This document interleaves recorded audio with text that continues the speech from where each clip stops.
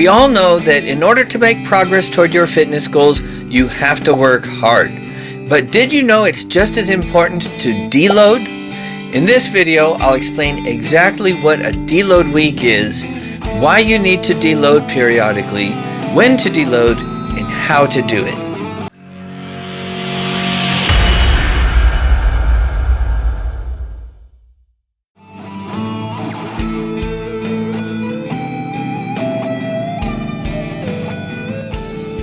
Welcome to Spirit and Muscle, where faith meets fitness. I'm Young Gerald, certified personal trainer. And let's start by defining exactly what we mean by deloading, or a deload week. A deload week is a planned period of rest and recovery to give your muscles and joints extra time to fully recover. A deload week also gives your central nervous system and your mind a break from the intensity of consistently working hard in the gym. This can involve a reduction in workout volume and intensity, or it can be taking a week completely off training altogether. Regular resistance training, where you're consistently, progressively overloading the muscles, puts an ever-increasing load of stress and strain on your body. You can only go so hard for so long before you hit a plateau and start experiencing other overtraining symptoms, such as increased soreness, overuse injuries, irritability, problems sleeping, and lower immunity.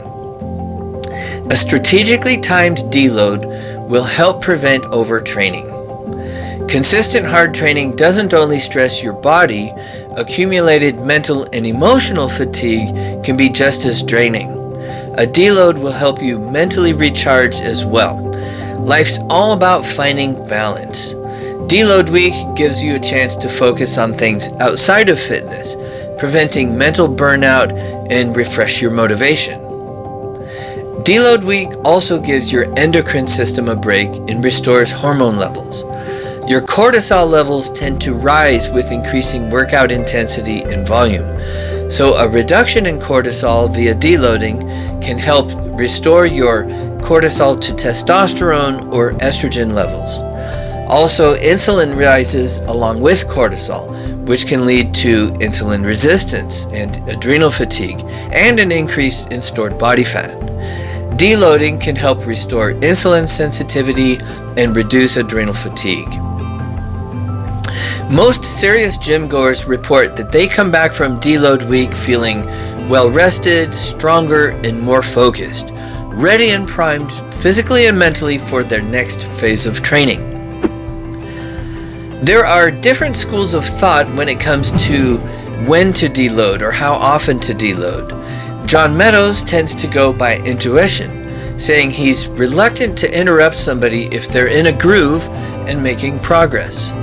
Jeff Nippard, on the other hand, supports proactive scheduled deloads, acknowledging that you can't always feel if your tendons and joints need a break. I personally favor scheduled deloads. Most coaches recommend taking a deload every 4 to 8 weeks, depending on how advanced you are. The more advanced you are, the more often you need to deload, because in order to make progress, you have to train harder, which means you'll accumulate more fatigue. There are two main variables you can reduce during your deload: volume and intensity. The more important of the two seems to be volume, but personally I believe lowering both is the best option.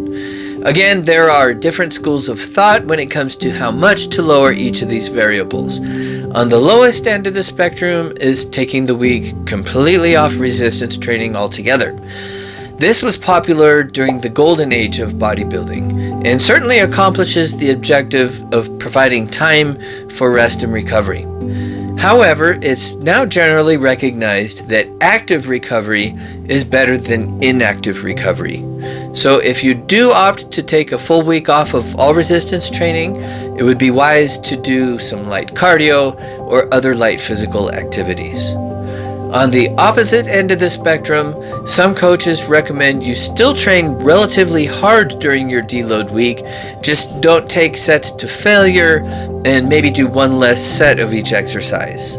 Now, I'm not sure this would give your body and mind enough of a break. The general rule most coaches follow is to lower volume and intensity by about 40 to 60%. So within that general framework, you can experiment and see what works best for you. There's one more important variable that we haven't discussed yet, and that is how should you eat while deloading. If you're in a maintenance phase, continue to eat as normal. If you're in a cutting phase, you can maintain your current calorie deficit while deloading, unless you feel the need for a diet break, in which case you can increase your calorie intake to your maintenance calories. If you're in a muscle building phase, you can maintain your current calorie surplus to provide plenty of extra nutrients for healing and recovery during your deload. Or if you'd like a break from all the food, there's no problem eating at maintenance for 1 week.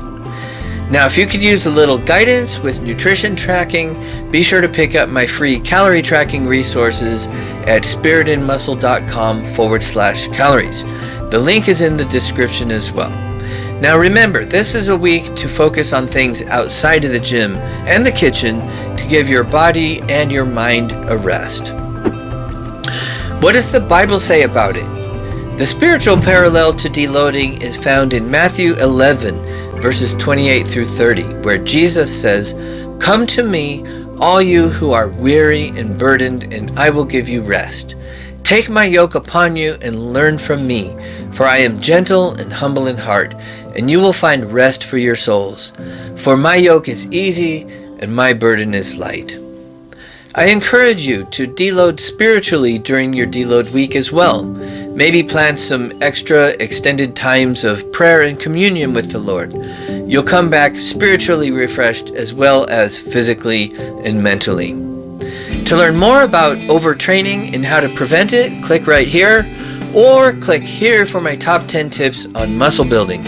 Be sure to connect with me on social. The links are in the description. God bless you, and I will see you in the next video.